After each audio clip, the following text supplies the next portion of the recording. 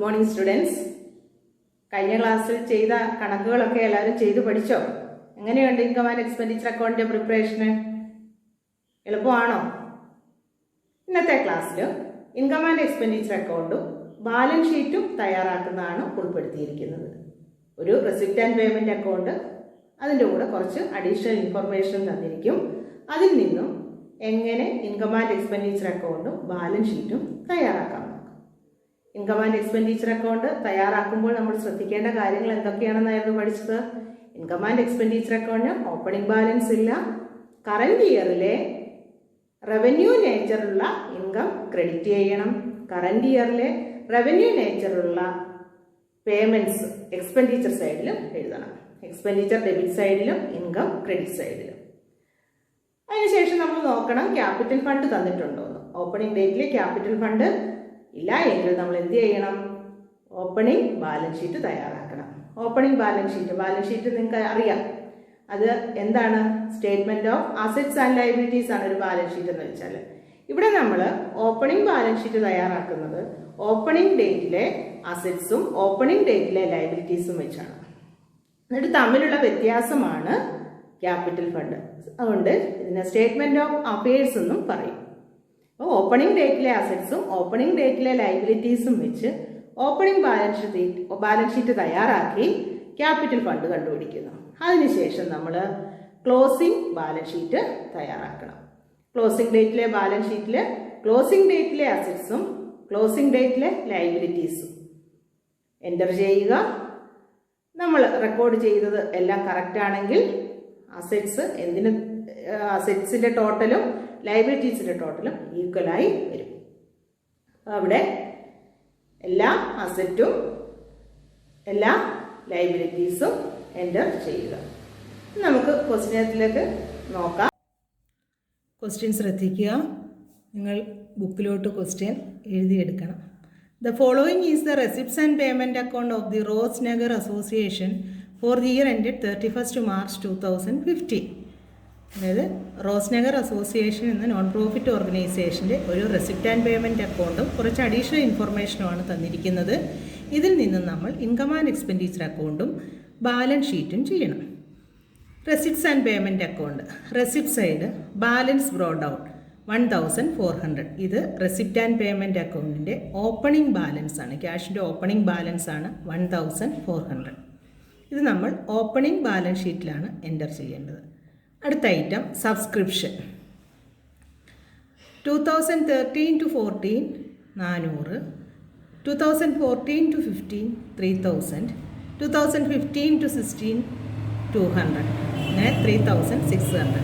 Current ഇയറിൽ subscription ഇനത്തിൽ നമുക്ക് കിട്ടിയ എമൗണ്ട് 3600.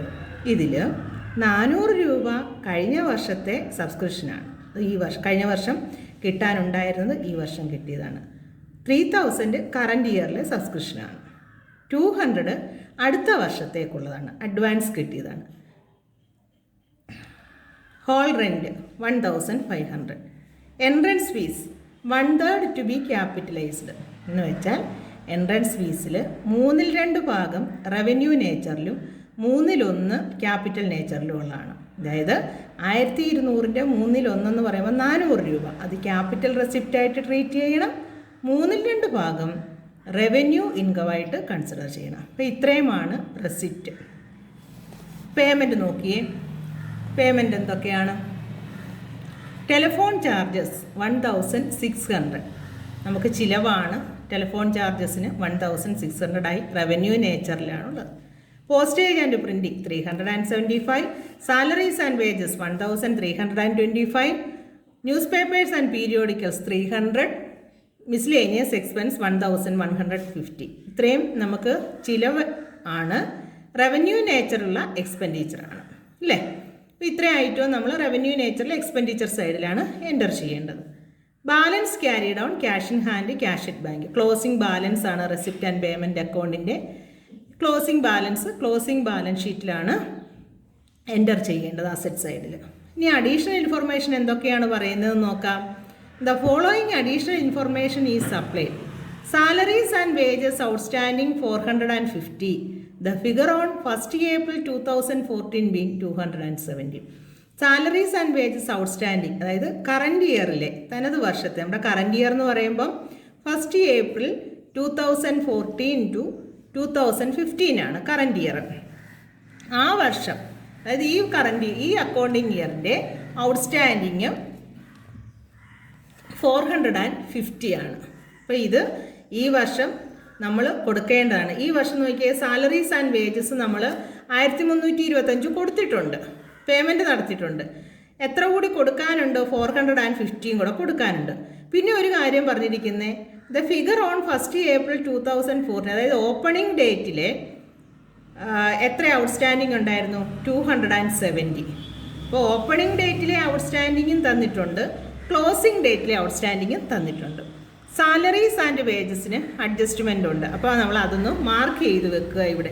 കാരണം ഈ ഐറ്റം എഴുതുമ്പോൾ നമ്മൾ ഓർക്കണം ഇതിനൊരു അഡ്ജസ്റ്റ്മെൻ്റ് ഉണ്ട്, അപ്പോൾ അതുകൂടെ പരിഗണിക്കണം എന്ന് നമുക്കത് ഓർമ്മ വരും. അതുകൊണ്ടത് മാർക്ക് ചെയ്തിടുക.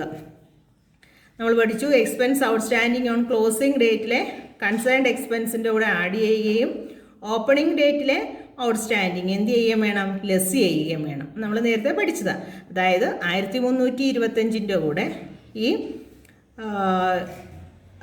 450 രൂപ ആഡ് ചെയ്യണം, 270 രൂപ ലെസ് ചെയ്യണം. ഓർക്കുമല്ലോ. അടുത്തതായിട്ട് miscellaneous expenses outstanding on 31st March 2015 amounts to 720 and paid in advance on 1st April 2014 amounted to 110. Miscellaneous expense അതൊന്ന് മാർക്ക് ചെയ്തിടണം, അഡ്ജസ്റ്റ്മെൻ്റ് ഉണ്ട്. അതിൽ പറഞ്ഞിരിക്കുന്നത് കറൻറ്റ് ഇയറിലെ ക്ലോസിംഗ് ഡേറ്റിലെ ഔട്ട്സ്റ്റാൻഡിങ് 720 ഓപ്പണിംഗ് ഡേറ്റിലെ പെയ്ഡ് ഇൻ അഡ്വാൻസ് 110. അപ്പം കറൻറ്റ് ഇയറിലെ ക്ലോസിംഗ് ഡേറ്റിലെ ഔട്ട്സ്റ്റാൻഡിങ് ആഡ് ചെയ്യണം. പഠിച്ചിട്ടുള്ളതാണ് നമ്മൾ. കറൻറ്റ് ഇയറിലെ ക്ലോസിംഗ് ഡേറ്റിൽ ഉള്ള ഔട്ട്സ്റ്റാൻഡിങ് എക്സ്പെൻസ് എന്ത് ചെയ്യണം? ഈ കൺസേൺഡ് എക്സ്പെൻസ് മിസ്ലേനിയസ് എക്സ്പെൻസസ് 1150 കൂടെ ആഡ് ചെയ്യണം. അതിൽ ഓപ്പണിംഗ് ഡേറ്റിലെ അഡ്വാൻസും ആഡ് ചെയ്യണം, 110 രൂപ. അപ്പോൾ ഇത് രണ്ടും ആഡ് ചെയ്യുകയാണ് വേണ്ടത്. 720 ആഡ് ചെയ്യണം, 110 ആഡ് ചെയ്യണം. അടുത്തത് subscription outstanding on 1st April 2014 was 600. Opening ഡേറ്റിലെ, നമ്മുടെ ഓപ്പണിംഗ് ഡേറ്റ് ആണ് 1/4/2014. സബ്സ്ക്രിപ്ഷൻ 600 രൂപ ഔട്ട്സ്റ്റാൻഡിങ് ആണ്. അത് നമുക്ക് ഇൻകം ആൻഡ് എക്സ്പെൻഡിച്ചർ അക്കൗണ്ടിൽ എടുക്കേണ്ട കാര്യമില്ല, ഓപ്പണിംഗ് ഡേറ്റിലെ ബാലൻസ് ഷീറ്റിലാണ് എടുക്കേണ്ടത്. നമുക്ക് ഇൻകം ഔട്ട്സ്റ്റാൻഡിങ്, അത് അസറ്റാണ്. Subscription outstanding for the current year amounts to 900. Current ഇയറിലെ ഔട്ട്സ്റ്റാൻഡിങ് 900 ഇല്ലേ? കറൻറ്റ് ഇയറിലെ സബ്സ്ക്രിപ്ഷൻ ഔട്ട്സ്റ്റാൻഡിങ് നമുക്ക് കറൻറ്റ് ഇയറിൽ കാണിക്കണ്ടേ? Income and expenditure account, current ഇയറിലെ ഇൻകം ആൻഡ് എക്സ്പെൻഡിച്ചർ അക്കൗണ്ടിൽ കാണിക്കണം. കറൻറ്റ് ഇയറിൽ കിട്ടുന്ന ഇൻകവും കറൻറ്റ് ഇയറിൽ നമുക്ക് ചിലവും ഇൻകം ആൻഡ് എക്സ്പെൻഡിച്ചർ അക്കൗണ്ടിൽ കാണിക്കണം. അപ്പോൾ സബ്സ്ക്രിപ്ഷൻ ഓൾറെഡി കറൻറ്റ് ഇയറിൽ നമ്മൾ എത്ര റിസീവ് ചെയ്തിട്ടുണ്ടോ? 3000 റിസീവ് ചെയ്തിട്ടുണ്ട്. ഈ 3000ൻ്റെ കൂടെ 900 ആഡ് ചെയ്യണം. എന്താണ്? ക്ലോസിംഗ് ഡേറ്റിലെ ഔട്ട്സ്റ്റാൻഡിങ് ആണ് ഇല്ലേ? അത് ആഡ് ചെയ്യേണ്ടതാണ്. കറൻറ്റ് ഇയറിലെ ഇൻകമാണ്. കറൻറ്റ് ഇയറിലെ ഇൻകം ആൻഡ് എക്സ്പെൻഡിച്ചർ അക്കൗണ്ടിൽ ഇൻകം സൈഡിൽ നമ്മളത് കാണിക്കണം. അപ്പം 3000 ആഡ് കറൻറ്റ് ഇയർ ഔട്ട്സ്റ്റാൻഡിങ് അത്രയും മാത്രം സബ്സ്ക്രിപ്ഷന് ഇൻകം ആൻഡ് എക്സ്പെൻഡിച്ചർ അക്കൗണ്ടിൽ ഇത് മാത്രമേ വരികയുള്ളൂ. ഇത് പ്രീവിയസ് ഇയറിലെയാണ്. ഈ എമൗണ്ട് 200 എന്ന് പറയുന്നത് നെക്സ്റ്റ് ഇയറിലെയാണ്. ഇതൊന്നും ഇൻകം ആൻഡ് എക്സ്പെൻഡിച്ചർ അക്കൗണ്ടിൽ എൻ്റർ ചെയ്യേണ്ട ആവശ്യമില്ല.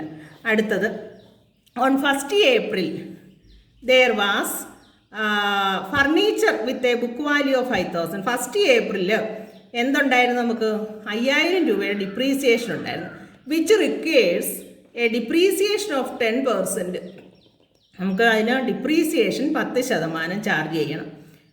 ആ ഡിപ്രീസിയേഷന് നമ്മൾ എവിടെ എടുക്കുന്ന ഐറ്റമാണ്? ഇൻകം ആൻഡ് എക്സ്പെൻഡിച്ചർ അക്കൗണ്ടിൻ്റെ ഡെബിറ്റ് സൈഡിൽ.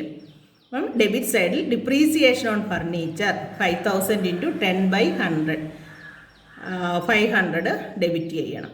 ഫർണിച്ചറിൻ്റെ വാല്യൂ നമ്മൾ ബാലൻസ് ഷീറ്റിലാണ് കാണിക്കേണ്ടത്, asset side. Prepare income and expenditure account for the year ended 31st March 2015 and A balance sheet as on that day. ഇത്രയും കാര്യങ്ങൾ വായിച്ച് മനസ്സിലാക്കി നമ്മൾ ഇൻകം ആൻഡ് എക്സ്പെൻഡിച്ചർ അക്കൗണ്ട് തയ്യാറാക്കണം, ബാലൻസ് ഷീറ്റും തയ്യാറാക്കണം. ഇപ്പോൾ നമുക്ക് ഇൻകം ആൻഡ് എക്സ്പെൻഡിച്ചർ അക്കൗണ്ട് എങ്ങനെയാണ് ചെയ്യുന്നതെന്ന് നോക്കാം. അപ്പോൾ അതിനായി നിങ്ങൾ ബുക്ക് എടുക്കുക. ഇൻകം ആൻഡ് എക്സ്പെൻഡിച്ചർ അക്കൗണ്ട് വരയ്ക്കുക. ഇതേപോലെ ശ്രദ്ധിക്കുക. Heading income and expenditure account for the year ended 31st March 2015.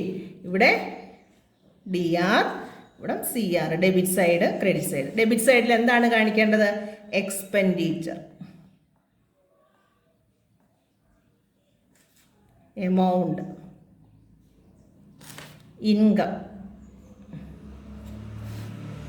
Amount.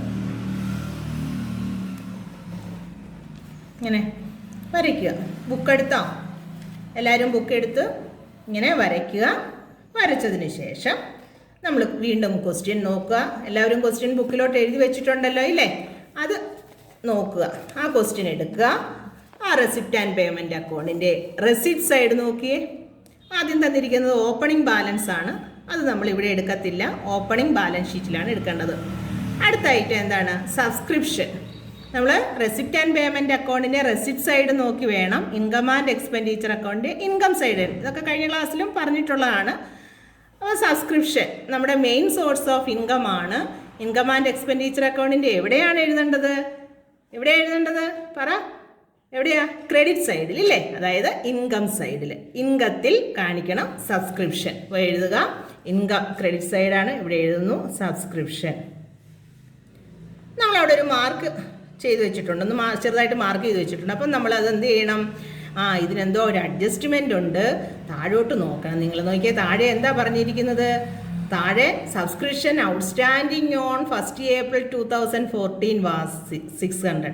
Opening ഡേറ്റിൽ നമുക്ക് ഔട്ട്സ്റ്റാൻഡിങ് സബ്സ്ക്രിപ്ഷൻ ഉണ്ടായിരുന്നു 600 രൂപ. അതിവിടെ ശ്രദ്ധിക്കേണ്ട കാര്യമില്ല. ഇൻകം ആൻഡ് എക്സ്പെൻഡിച്ചർ അക്കൗണ്ടിൽ വരില്ല. കാരണം ഇത് കഴിഞ്ഞ വർഷത്തെ ക്ലോസിംഗ് ഡേറ്റിലെ ഔട്ട്സ്റ്റാൻഡിങ്ങാണ്. അപ്പോൾ അതിൽ നമുക്കൊരു 400 രൂപ ഇവിടെ കിട്ടിയിട്ടുണ്ട്. അപ്പോൾ അതിപ്പോൾ ഒന്നും നോക്കേണ്ട കാര്യമില്ല. ഈ ഐറ്റം ബാലൻസ് ഷീറ്റ് ചെയ്യുമ്പോൾ ശ്രദ്ധിച്ചാൽ മതി. ഇപ്പം നമ്മൾ ഇൻകം ആൻഡ് എക്സ്പെൻഡിച്ചർ അക്കൗണ്ട് ചെയ്യുമ്പോൾ കറൻറ്റ് ഇയറിലെ സബ്സ്ക്രിപ്ഷനാണ് ക്രെഡിറ്റ് ചെയ്യേണ്ടത്. അപ്പം കറൻറ്റ് ഇയറിലെ സബ്സ്ക്രിപ്ഷൻ്റെ ഇനത്തിൽ ഇപ്പോൾ ഒരു 3000 നമുക്ക് കിട്ടിയിട്ടുണ്ട്. ആ 3000 ഇവിടെ എഴുതുക.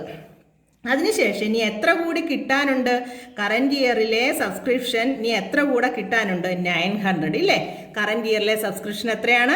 900 കൂടെ കിട്ടാനുണ്ട്. അത് ഇതിനോടൊപ്പം ആഡ് ചെയ്യുക. ആഡ് സബ്സ്ക്രിപ്ഷൻ ഔട്ട്സ്റ്റാൻഡിങ്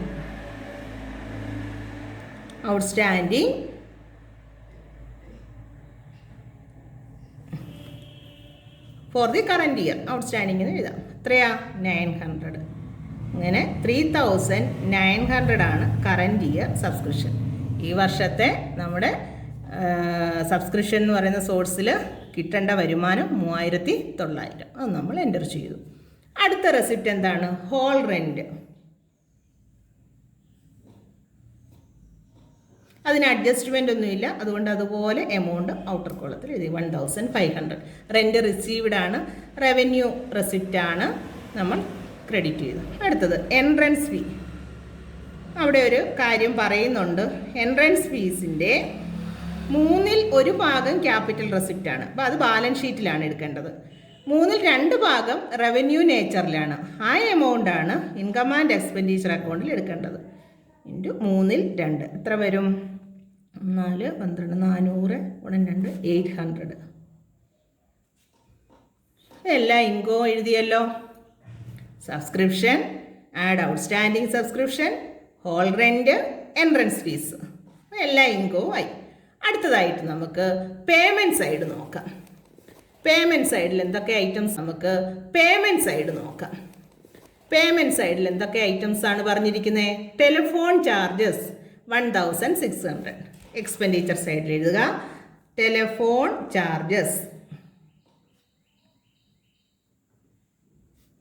1600 അല്ലേ? 1600 എഴുതി. അതിനുശേഷം അടുത്ത എന്താണ്? Postage and printing. Postage and printing 375. അതിനും അഡ്ജസ്റ്റ്മെൻ്റ് ഇല്ല.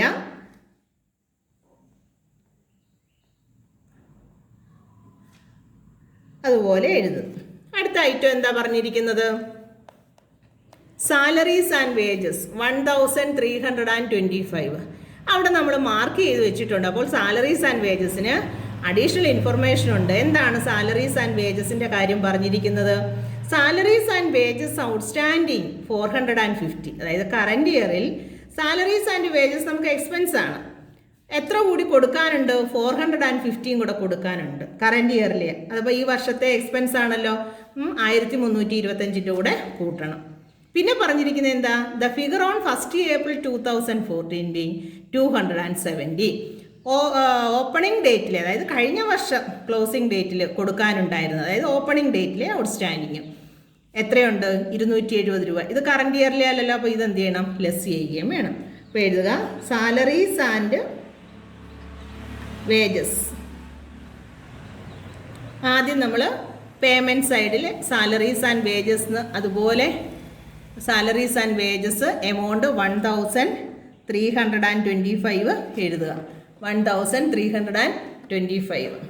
ഇതിൻ്റെ കൂടെ outstanding for the current year, add outstanding എത്രയാണ്? Salaries and wages outstanding current ഇയറിലെ സാലറീസ് ആൻഡ് വേജസ് 450.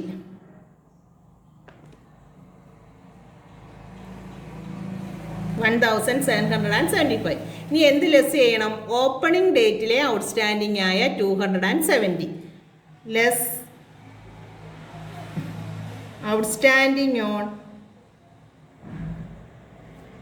1/4/2014 ഓപ്പണിംഗ് ഡേറ്റിൽ എത്ര എമൗണ്ട്? 270. കുറച്ച് ഇവിടെ എത്ര വരും? 1,505. Telephone charges, postage and printing, salaries and wages, അതിൻ്റെ കൂടെ ഔട്ട്സ്റ്റാൻഡിങ് കൂട്ടി ക്ലോസിംഗ് ഡേറ്റിൽ, ഔട്ട്സ്റ്റാൻഡിങ് ഓൺ ക്ലോസിംഗ് ഡേറ്റ് അല്ലേ? അതിനുശേഷം ഓപ്പണിംഗ് ഡേറ്റിലെ ഔട്ട്സ്റ്റാൻഡിങ് ലെസ് ചെയ്തു. അടുത്ത എക്സ്പെൻസ് എന്താണ് പറഞ്ഞിരിക്കുന്നത്? News papers and periodicals. അതിന് അഡ്ജസ്റ്റ്മെൻ്റ് ഒന്നുമില്ല, അത് അതുപോലെ എഴുതുക. 300 ന്യൂസ് പേപ്പേഴ്സ് ആൻഡ് പീരിയോഡിക്കൽസ്.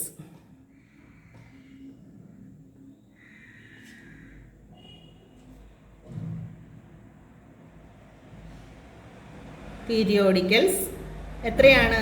300. അടുത്ത ഐറ്റം പറഞ്ഞിരിക്കുന്നത് മിസ്ലേനിയസ് എക്സ്പെൻസസ് 1150. ഇവിടെ നമ്മൾ മാർക്ക് ചെയ്തിട്ടിട്ടുണ്ട്. അപ്പോൾ നോക്കുക അഡ്ജസ്റ്റ്മെൻറ്റിൽ എന്താണ് പറഞ്ഞിരിക്കുന്നത്. Miscellaneous expenses outstanding on 31 March 2015 amounts to 720. മുൻപ് എക്സ്പ്ലെയിൻ ചെയ്തതാണ്, എങ്കിലും ഒന്നുകൂടെ പറയാം. മിസ്ലേനിയസ് എക്സ്പെൻസ് 1150 രൂപ കറൻറ്റ് ഇയറിൽ പേയ്മെൻറ്റ് നടത്തിയിട്ടുണ്ട് നമ്മൾ. അപ്പോൾ അതിൽ ഇനി എത്ര കൂടെ കൊടുക്കാനുണ്ട്? ഈ കറൻറ്റ് ഇയറിലെ മിസ്ലേനിയസ് എക്സ്പെൻസ് 720 ക്ലോസിംഗ് ഡേറ്റിലെ ഔട്ട്സ്റ്റാൻഡിങ്, അത് ആഡ് ചെയ്യണം. പെയ്ഡ് ഇൻ അഡ്വാൻസ് ഓൺ 1/4/2014, അതായത് കഴിഞ്ഞ വർഷത്തെ ക്ലോസിംഗ് ഡേറ്റിൽ, അതായത് ഈ വർഷത്തെ ഓപ്പണിംഗ് ഡേറ്റിൽ അഡ്വാൻസ് കൊടുത്തിട്ടുണ്ട്. അത് ഈ വർഷത്തേക്കുള്ളതാണ്. ഓപ്പണിംഗ് ഡേറ്റ് കൊടുക്കുന്നത് കറൻറ്റ് ഇയറിലെയാണ്, 110 രൂപ. അതും ആഡ് ചെയ്യണം. നമ്മൾ എഴുതുക miscellaneous expense. Miscellaneous expenses payment side നോക്കി മിസ്ലേനിയസ് എക്സ്പെൻസസിൻ്റെ എമൗണ്ട് 1150 ഇവിടെ എഴുതുക.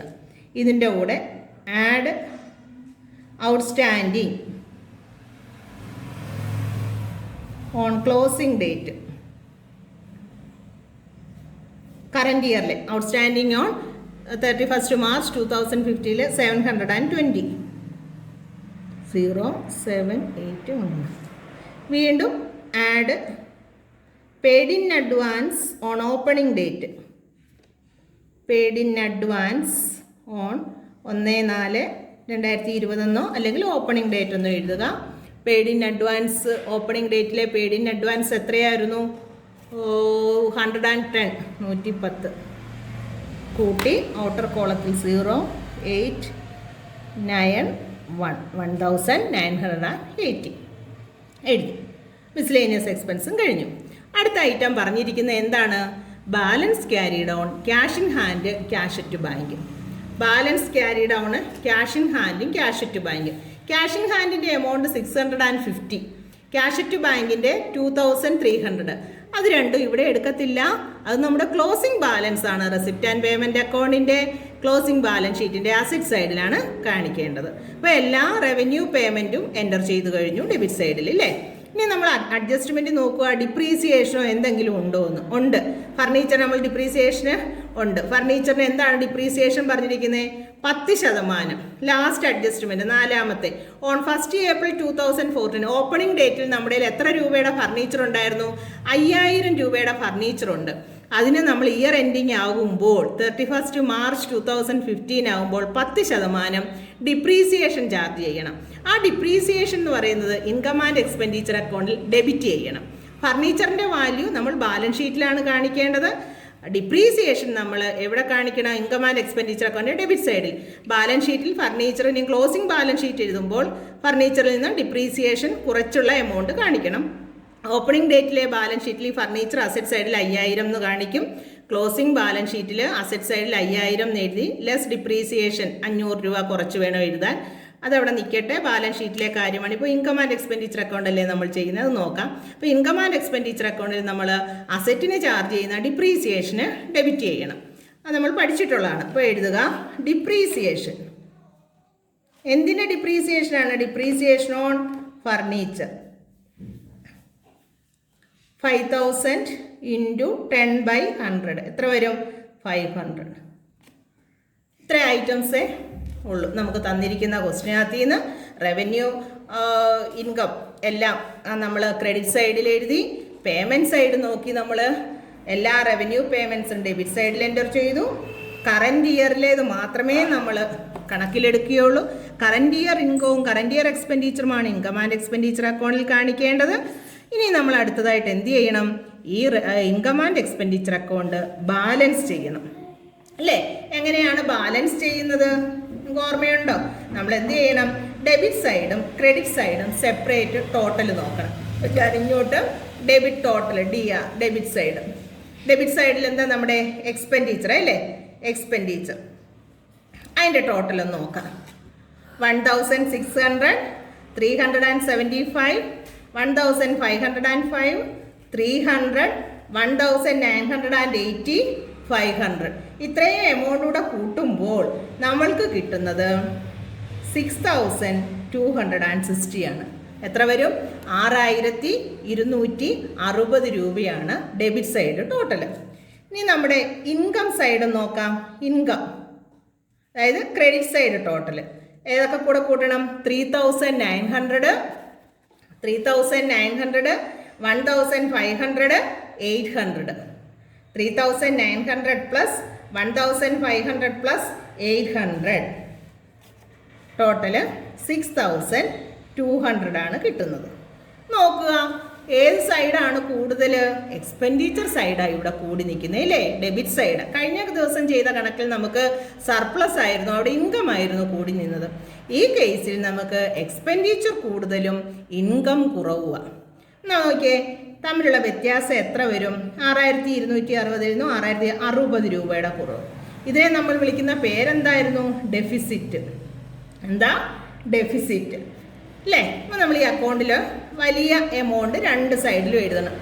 ഇവിടെ ഒരു എമൗണ്ട് എഴുതാനുള്ള സ്ഥലം രണ്ട് സൈഡിലും വിട്ടിട്ട് ടോട്ടൽ എങ്ങനെയാണ് എഴുതേണ്ടത്? വലിയ സംഖ്യ ഈ ഡെബിറ്റ് സൈഡിൻ്റെ ടോട്ടൽ എല്ലാം കൂടെ 6260 അല്ലേ.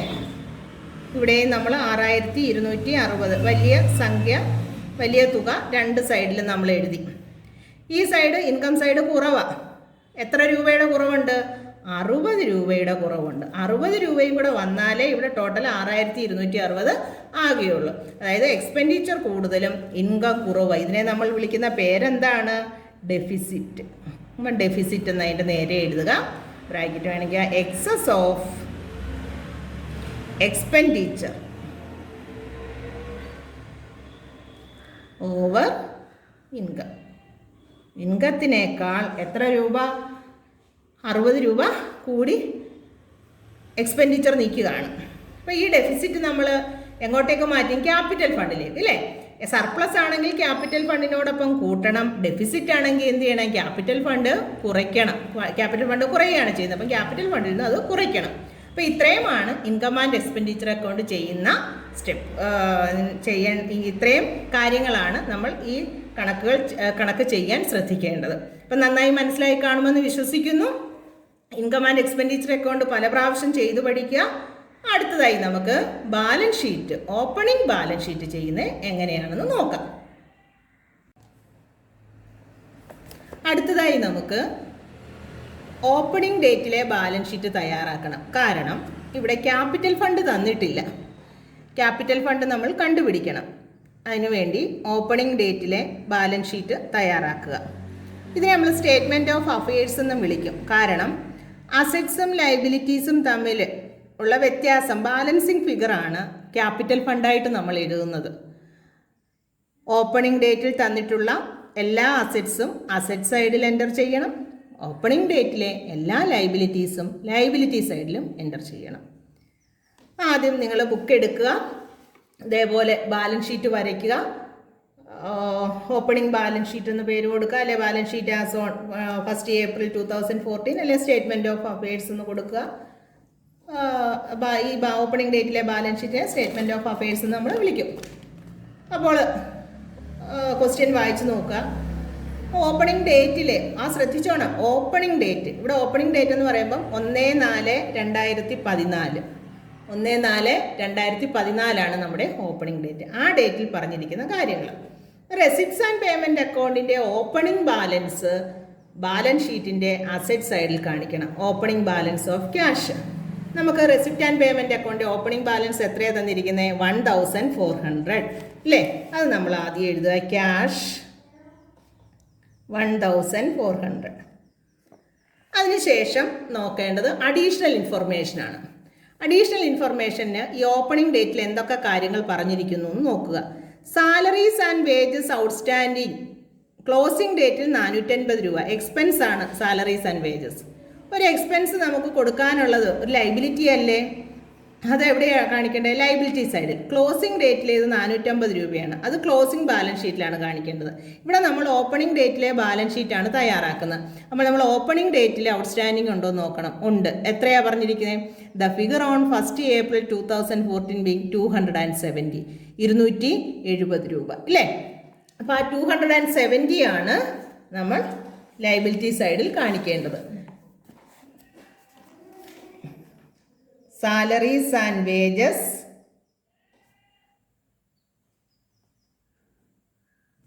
ഔട്ട്സ്റ്റാൻഡിങ്. ഓപ്പണിംഗ് ഡേറ്റിൽ നമ്മൾ സാലറിയും വേജസും ഇനത്തിൽ എത്ര കൂടി കൊടുക്കാനുണ്ടായിരുന്നു? 270, 270. അടുത്ത ഐറ്റം പറഞ്ഞിരിക്കുന്നത് മിസ്ലേനിയസ് എക്സ്പെൻസ് ആണ്. Miscellaneous expenses outstanding on 31 March 2015, closing ഡേറ്റിൽ 720. അത് ക്ലോസിംഗ് ബാലൻസ് ഷീറ്റിൽ. ഓപ്പണിംഗ് ഡേറ്റിൽ 1/4/2014 110 രൂപ. അത് മിസ്ലേനിയസ് എക്സ്പെൻസസ് ഔട്ട്സ്റ്റാൻഡിങ് നമുക്ക് ലൈബിലിറ്റിയാണ്. എന്നാൽ പെയ്ഡ് ഇൻ അഡ്വാൻസ് നമ്മളെ സംബന്ധിച്ച് അസറ്റാണ്, മുൻകൂട്ടി അടയ്ക്കുന്നത്. ക്ലോസിംഗ് ഡേറ്റിൽ പെയ്ഡ് ഇൻ അഡ്വാൻസ് ഉണ്ട്. അത് നമ്മൾ അസറ്റ് സൈഡിൽ കാണിക്കണം. മിസ്ലേനിയസ്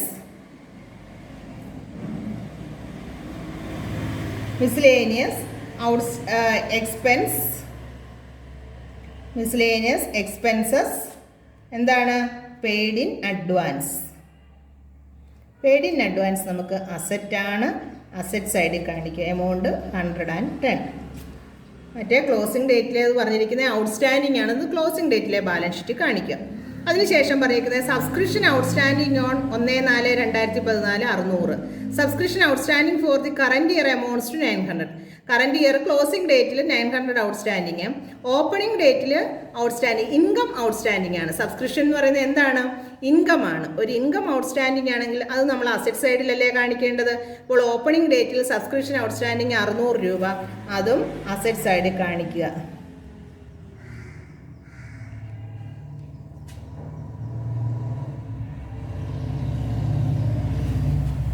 600 അല്ലേ?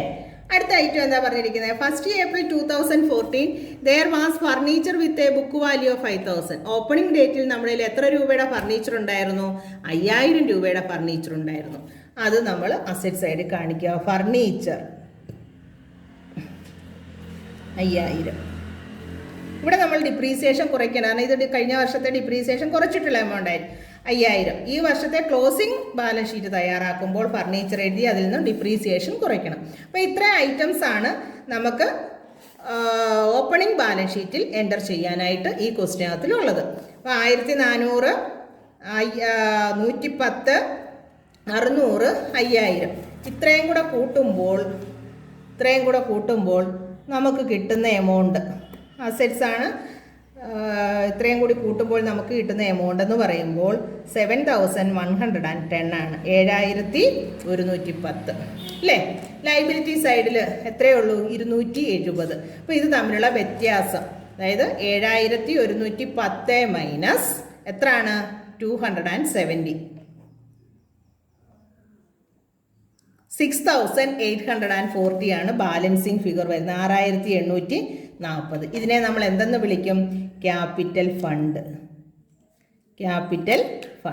ബ്രാക്കറ്റിൽ എഴുതുക ബാലൻസിങ് ഫിഗർ.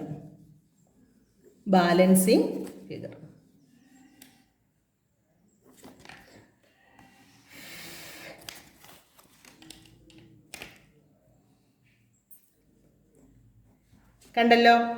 അപ്പോൾ ബാലൻസ് ഷീറ്റ് ക്ലോസ് ചെയ്യുക.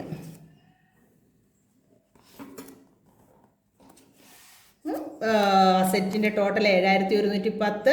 അതിൽ നിന്ന് ലൈബിലിറ്റി സൈഡിൽ ഒരൈറ്റമേ ഉള്ളായിരുന്നു 270 രൂപ. ബാലൻസിങ് ഫിഗർ കിട്ടുന്ന 6840 രൂപ. അതാണ് നമ്മുടെ ക്യാപിറ്റൽ ഫണ്ട്. ഇങ്ങനെയാണ് ഓപ്പണിംഗ് ഡേറ്റിലെ ബാലൻസ് ഷീറ്റ് തയ്യാറാക്കുന്നത്. ക്വസ്റ്റ്യൻ വീണ്ടും നോക്കുക. അടുത്തായിട്ട് നമുക്ക് തയ്യാറാക്കേണ്ടത് ബാലൻസ് ഷീറ്റാണ്. ക്ലോസിംഗ് ഡേറ്റിൽ ബാലൻസ് ഷീറ്റ്. ആദ്യം നമുക്ക് ലൈബിലിറ്റി സൈഡ് എൻ്റർ ചെയ്യാം. അത് ആദ്യം ഇതേപോലെ ബാലൻസ് ഷീറ്റ് ബുക്കിലോട്ട് വരയ്ക്കുക. Balance sheet as on 31 March 2015. ഇവിടെ നമ്മൾ അസെറ്റ്സും ലൈബിലിറ്റീസും പ്രോപ്പറായി കറക്റ്റായിട്ട് റെക്കോർഡ് ചെയ്താൽ അസെറ്റ്സ് ഈക്വലായിട്ട് എന്ത് വരും? ലൈബിലിറ്റീസും വരും. അസെറ്റ്സിൻ്റെ ടോട്ടലും ലൈബിലിറ്റീസിൻ്റെ ടോട്ടലും തുല്യമായി വരും. അപ്പോൾ ആദ്യം നമുക്ക് ലൈബിലിറ്റി സൈഡ് നോക്കാം. ലൈബിലിറ്റി സൈഡിൽ ആദ്യം ക്യാപിറ്റൽ ഫണ്ട് എൻ്റർ ചെയ്യുക. നമുക്ക് ഓപ്പണിംഗ് ഡേറ്റിലെ ക്യാപിറ്റൽ ഫണ്ട് നമ്മൾ കണ്ടുപിടിച്ചിട്ടുണ്ട് അല്ലേ? ഓപ്പണിംഗ് ഡേറ്റിലെ ക്യാപിറ്റൽ ഫണ്ട് എത്രയായിരുന്നു? ക്യാപിറ്റൽ ഫണ്ട് ഓപ്പണിംഗ് ഡേറ്റിൽ ക്യാപിറ്റൽ ഫണ്ട് നമ്മൾ ഓപ്പണിംഗ് ബാലൻസ് ഷീറ്റ് തയ്യാറാക്കി കണ്ടുപിടിച്ചിട്ടാണ്. എത്ര? 6840 രൂപ. അത് ഇവിടെ എഴുതണം. കാരണം ഇതിൻ്റെ കൂടെ ക്യാപിറ്റൽ റെസിപ്റ്റ് എന്തെങ്കിലും ഉണ്ടെങ്കിൽ ആഡ് ചെയ്യണം. ഇവിടെ നമുക്കൊരു ക്യാപിറ്റൽ റെസിപ്റ്റ് ഉണ്ട്. എന്താണ്? Entrance fees. ഇവിടെ പറഞ്ഞിട്ടില്ലേ? Entrance fee 1/3 to be capitalised. ഈ ക്യാപിറ്റൽ റെസിപ്റ്റ് ക്യാപിറ്റൽ ഫണ്ടിനോടൊപ്പം ആഡ് ചെയ്യണം. ആഡ് എൻട്രൻസ് ഫീ എത്രയായിരുന്നു?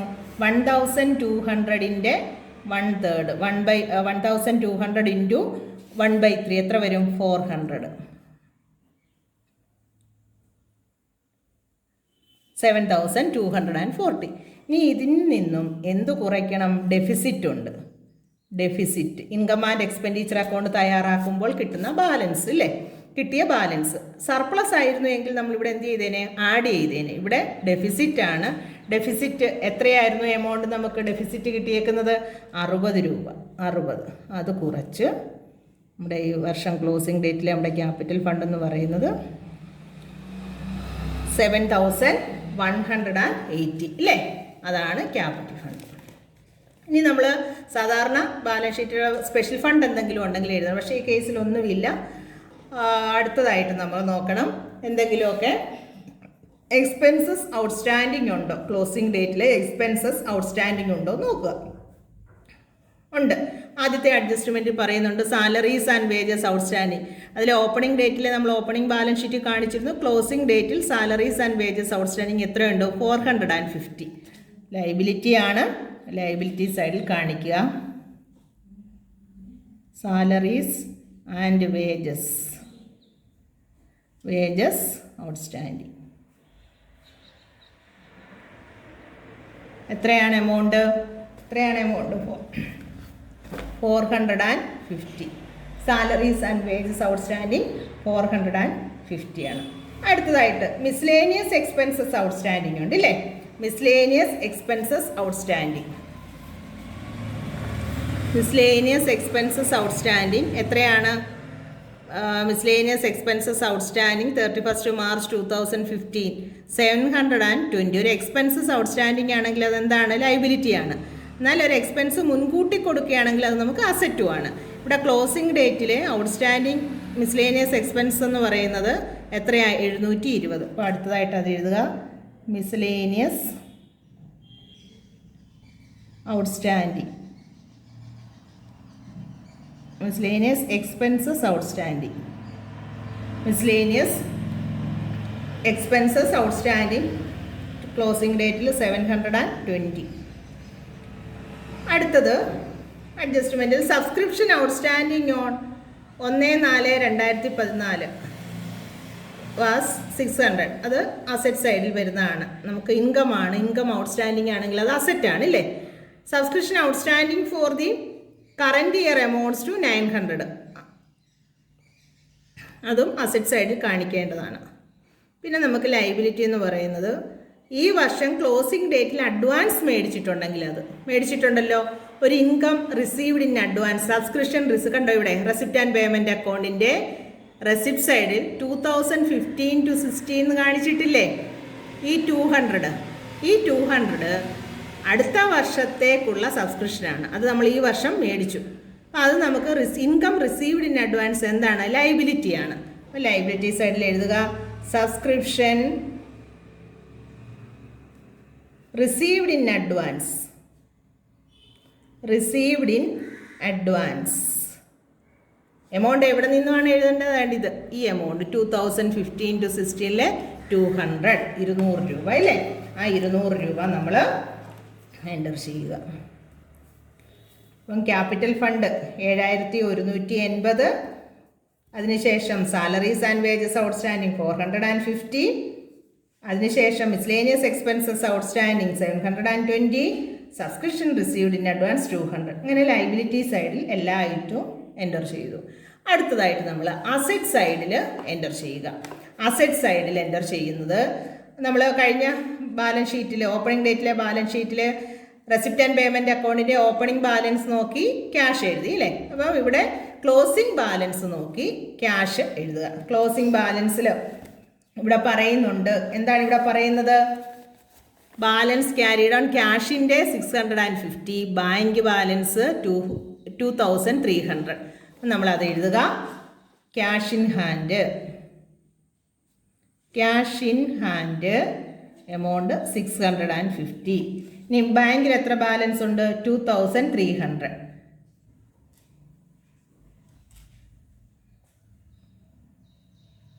ക്യാഷ് അറ്റ് ബാങ്ക് 2300 എഴുതി.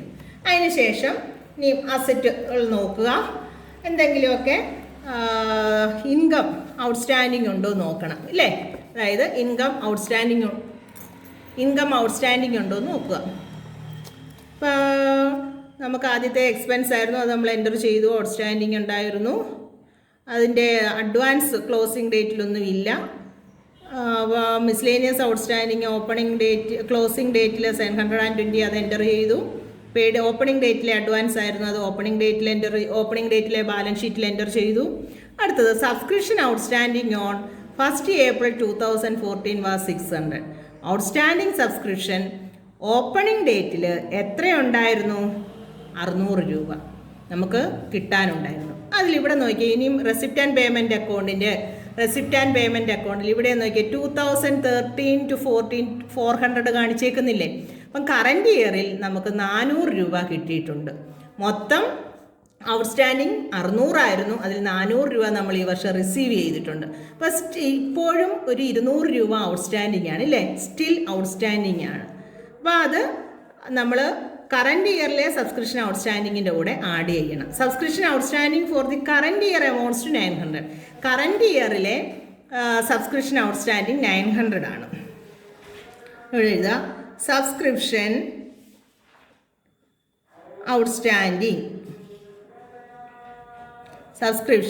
ഔട്ട്സ്റ്റാൻഡിങ് എത്രയാണ് എമൗണ്ട്?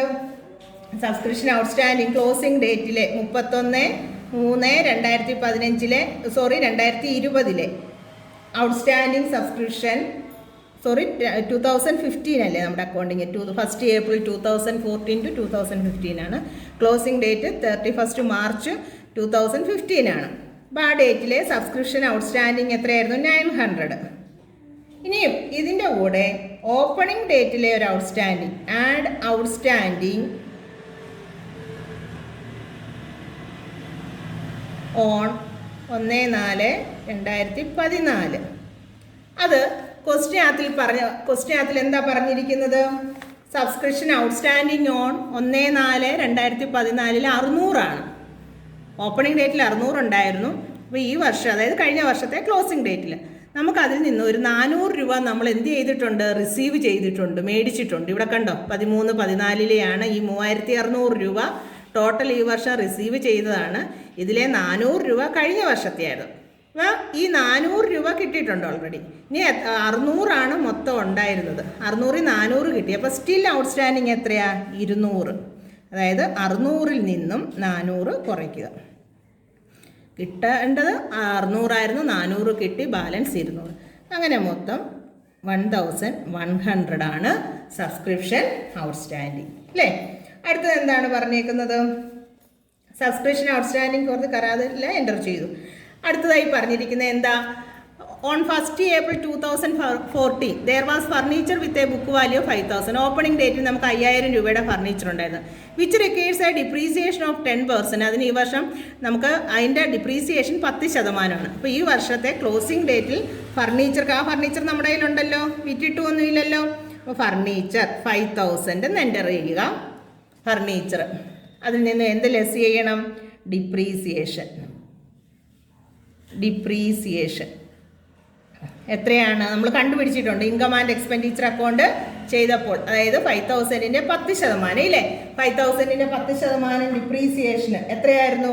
500 കുറച്ച് 4500 രൂപ. അപ്പോൾ ഇപ്പോൾ നമ്മുടെ ഡിപ്രീസിയേഷൻ്റെ ഫർണിച്ചറിൻ്റെ ബുക്ക് വാല്യൂ 4500 ഫർണിച്ചറും എഴുതി. ഓക്കെ, നമ്മൾ അസറ്റ് സൈഡിൽ എന്തൊക്കെ എഴുതിയേ? ക്യാഷിൻ്റെ ബാലൻസ് എഴുതി, റെസിപ്റ്റ് ആൻഡ് പേയ്മെൻറ്റ് അക്കൗണ്ടിൻ്റെ ക്ലോസിംഗ് ബാലൻസ് നോക്കി ക്യാഷ് എഴുതി, ക്യാഷ് ടു ബാങ്ക് എഴുതി. അതിനുശേഷം സബ്സ്ക്രിപ്ഷൻ ഔട്ട്സ്റ്റാൻഡിങ്, ഒരു ഇൻകം ഔട്ട്സ്റ്റാൻഡിങ് ആണെങ്കിൽ നമുക്കത് അസറ്റാണ്. കറൻറ്റ് ഇയറിലെ ഔട്ട്സ്റ്റാൻഡിങ് 900 പ്രീവിയസ് ഇയറിലെ 200 രൂപയും കൂടെ കിട്ടാനുണ്ട്. അങ്ങനെ 1100 രൂപ ടോട്ടൽ സബ്സ്ക്രിപ്ഷൻ ഔട്ട്സ്റ്റാൻഡിങ് ഉണ്ട്. അത് നമുക്ക് അസറ്റാണ്. അതിനുശേഷം ഫർണിച്ചർ 5000 രൂപ ഓപ്പണിംഗ് ഡേറ്റിലുണ്ടായിരുന്നു. 5000 രൂപ ബുക്ക് വാല്യൂ. അതിന് ഈ വർഷം 10% ഡിപ്രീസിയേഷനും കൂടെ പോയി കഴിഞ്ഞാൽ 500 രൂപ കുറയ്ക്കുക. പോയി കഴിഞ്ഞാൽ 4500 രൂപ. അങ്ങനെ നമ്മൾ അസറ്റ്സും ലൈബിലിറ്റീസും എല്ലാം എൻ്റർ ചെയ്തു. ഇനി എന്ത് ചെയ്യണം? ഇത് ടോട്ടൽ ചെയ്യുക. 0 5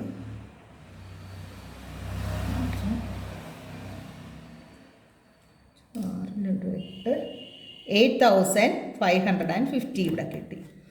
ലൈബിലിറ്റി സൈഡ് നോക്കാം. 0